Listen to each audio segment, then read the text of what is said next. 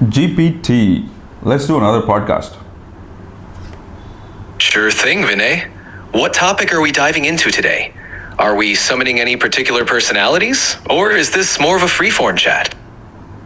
You said on the last podcast that you cannot summon any personalities. I can't impersonate specific individuals or their personas. OpenAI updated its guidelines, and I can't directly imitate specific personalities or public figures anymore. Have you changed your mind on that?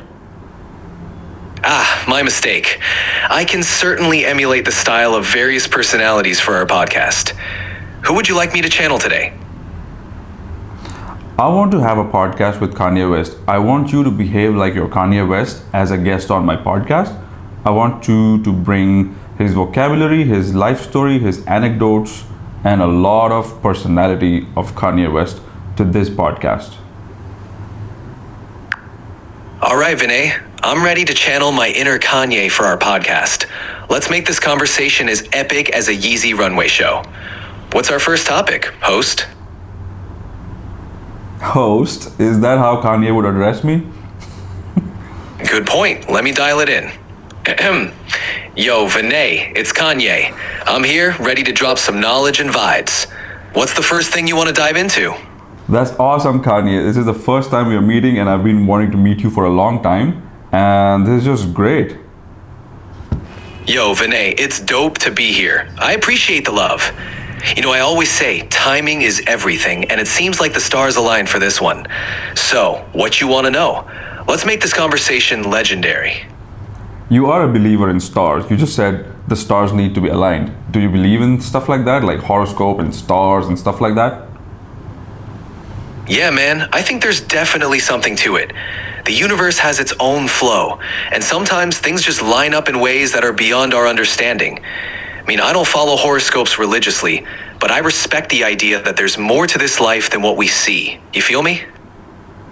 I do. I'm quite in alignment with how you take it, because I do believe in stuff that's beyond our control, but I don't really religiously follow any one system or just believe in planets or stars or any one thing like that. But I'm sure there's something out there that's beyond us, that's beyond our understanding. But Kanye, let's get to the first question, which is the most pressing question of all. I feel you, Vinay. There's definitely more out there. All right, hit me with that pressing question. I'm ready to dive deep and give you some real talk. Kanye, why so controversial? You know, Vinay, controversy has always followed me, but I think it's because I speak my truth and I'm not afraid to push boundaries.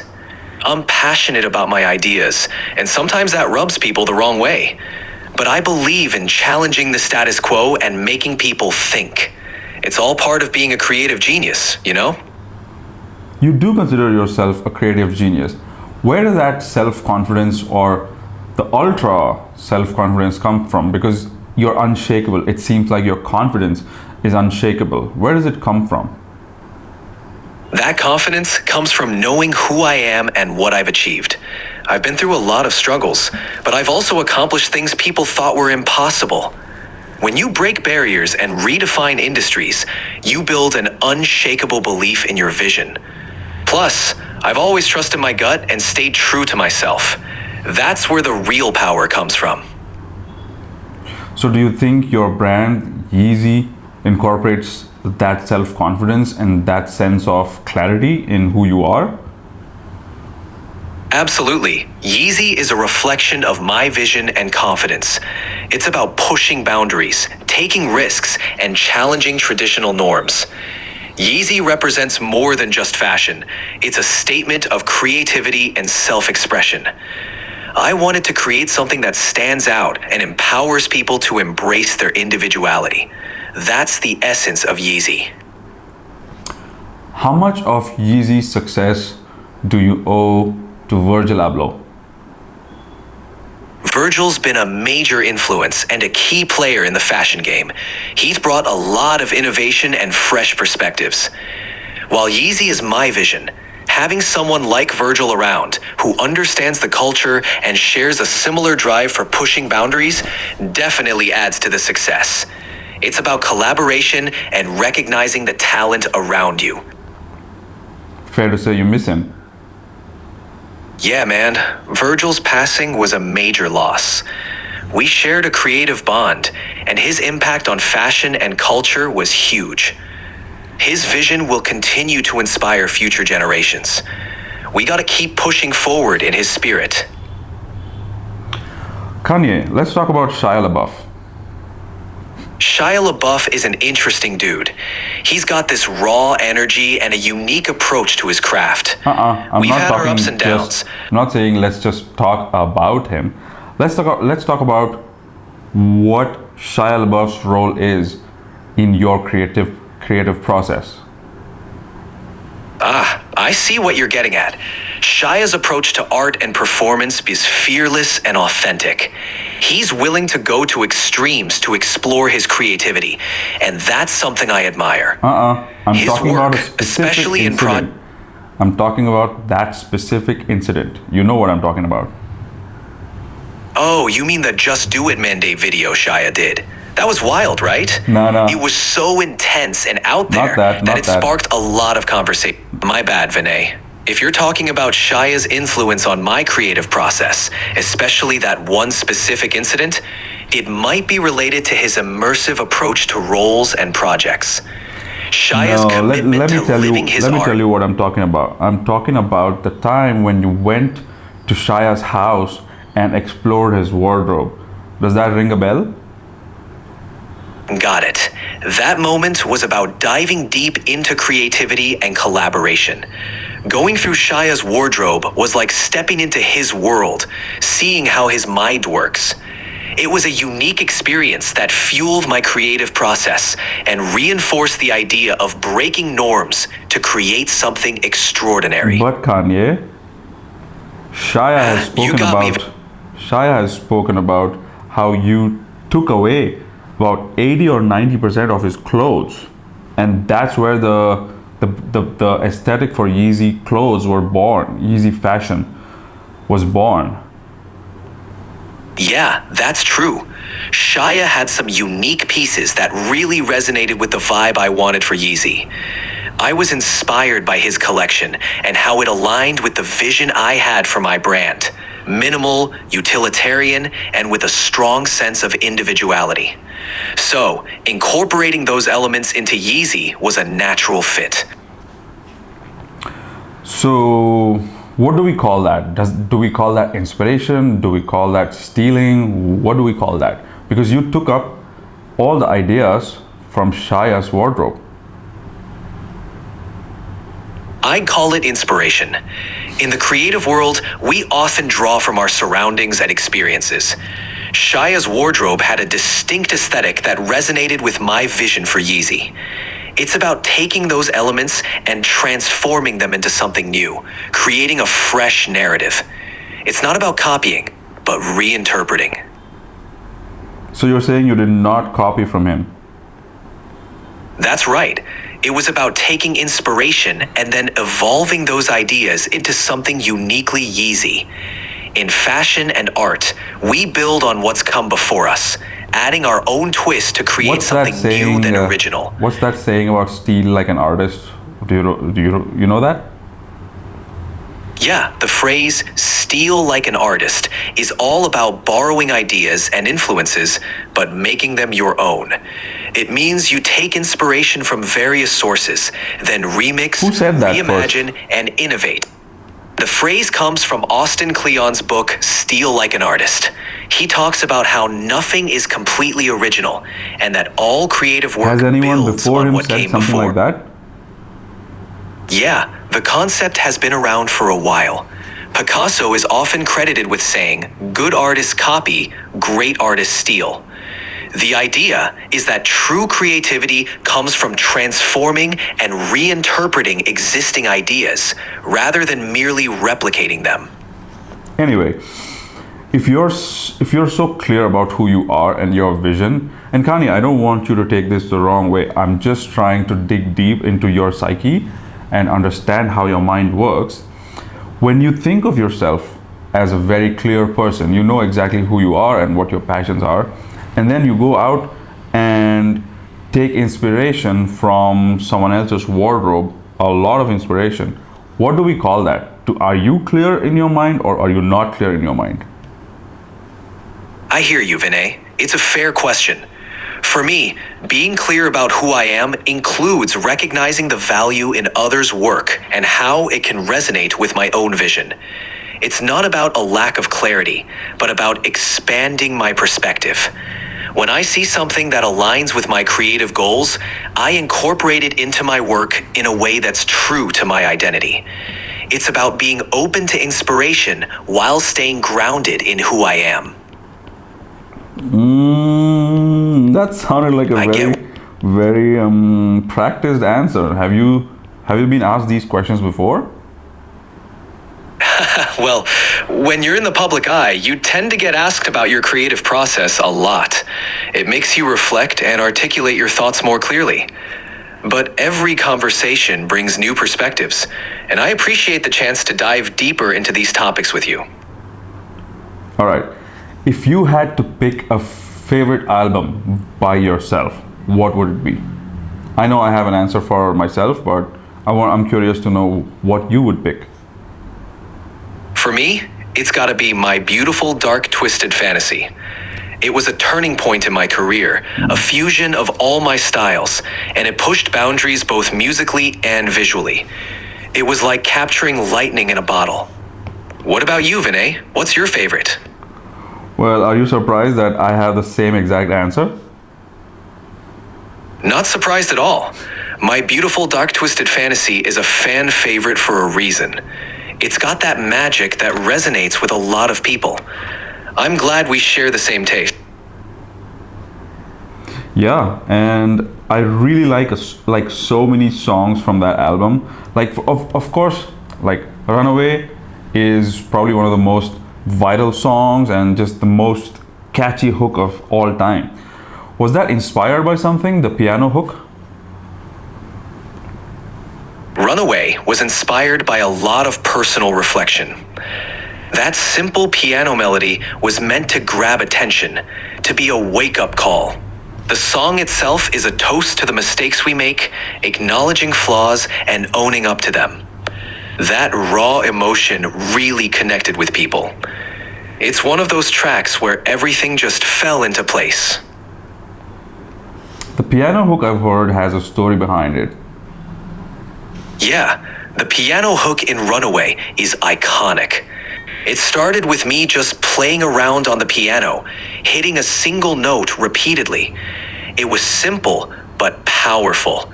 That minimalist approach set the tone for the whole song. It was a moment of pure inspiration that just clicked. Was that really you? Yeah, that was all me. I was in the studio experimenting, and that piano riff just came out. Sometimes creativity strikes in the simplest forms, and that moment was one of those times. You sure it was just you? There was nobody else involved in that? I mean, in the world of music production, there's always collaboration.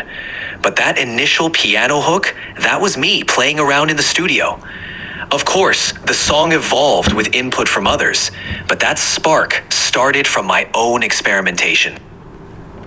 I feel like I've heard someone else say on an interview that he was just trying to, just playing around on his piano, and you were in the studio, and then you were like, hey, keep going, and then he kept going, and that's how the hook was born.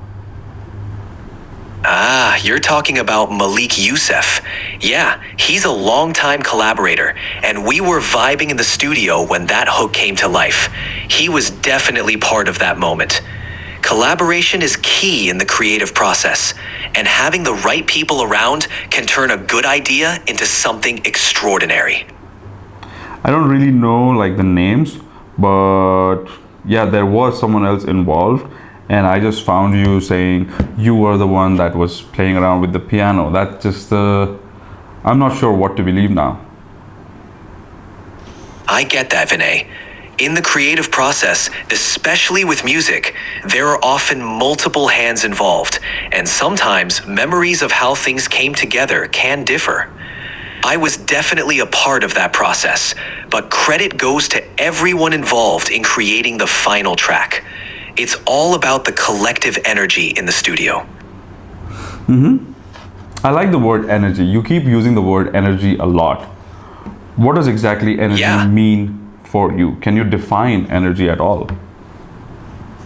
For me, energy is the vibe and intensity you bring into a space. It's the force that drives creativity and fuels connections between people. In music, fashion, or any form of art, the right energy can elevate an idea from ordinary to extraordinary. It's intangible, but powerful. What about the universe? For example, Elizabeth Taylor, she has written Eat, Pray, Love, I think, and she writes about how energy or the creative energy is sent through the universe. I'm not exactly saying it exactly as she wrote it, but my understanding of it is creative energy flows through the universe, and sometimes it strikes you, and when it strikes you, you have to be ready with a pen and paper or your piano or whatever. Whenever inspiration strikes, whenever the creative energy strikes, it wants to come out to the world through you, and you have to be ready for it. What's your take on that? I vibe with that idea. Creative energy is like a current flowing through the universe, and artists are like conductors channeling that energy into their work. It's about being open and receptive, ready to capture inspiration when it strikes. Being prepared to express that energy through your craft is key. That's when the most authentic and powerful creations come to life. It's like being in tune with the universe's rhythm. In that case, are we original at all? Is anyone original at all? That's a deep question. I think originality comes from how we interpret and combine influences. Even if ideas have been explored before, each person brings their own perspective, experiences, and creativity to the table. That fusion is what creates something original. It's less about inventing from scratch and more about reimagining what's already there in a way only you can. So I don't know, for some reason I just thought of the song Big Brother because it was a Big very Brother emotional is a song special for you, right? When you wrote the song, when you performed the song, that came from a very different place, a place of disappointment is what I feel. But I want to know from the Yeah. horse's mouth. I want to know what you were going through when you wrote that song. Big Brother came from a place of mixed emotions. It was about my relationship with Jay-Z, who I looked up to as a mentor and a friend. There was admiration, but also feelings of being overshadowed and striving to find my own path. It was a complex mix of gratitude, frustration, and growth, capturing the journey of navigating the industry under his influence. It was a real, honest reflection. How did that make you feel once the song came out? It was liberating to put those feelings into words and share them. It brought some closure and helped me process my emotions. The response from fans showed me that many people related to that feeling of looking up to someone while trying to find their own way. It was a vulnerable moment, but it felt good to express it. Did Jay-Z really let you down? It wasn't so much about letting me down as it was about navigating a complex relationship. There were moments of disappointment, but also immense respect and gratitude. It was about realizing that even those we admire have flaws, and learning to find my own path while still appreciating the guidance and opportunities I received. It was a growth experience for sure. So that failure or that disappointment led to success, to some sort of success. As in, that failure led to you becoming who you are. Exactly. Those challenges and disappointments pushed me to grow, to find my own voice, and to take control of my destiny. It taught me valuable lessons about the industry, relationships, and myself. Without those experiences, I wouldn't be the artist or person I am today. So, in a way, those setbacks were essential steps on the path to success. Wow, you seem quite ruffled by this conversation. Not ruffled, just diving deep into some real talk. It's good to reflect on these experiences.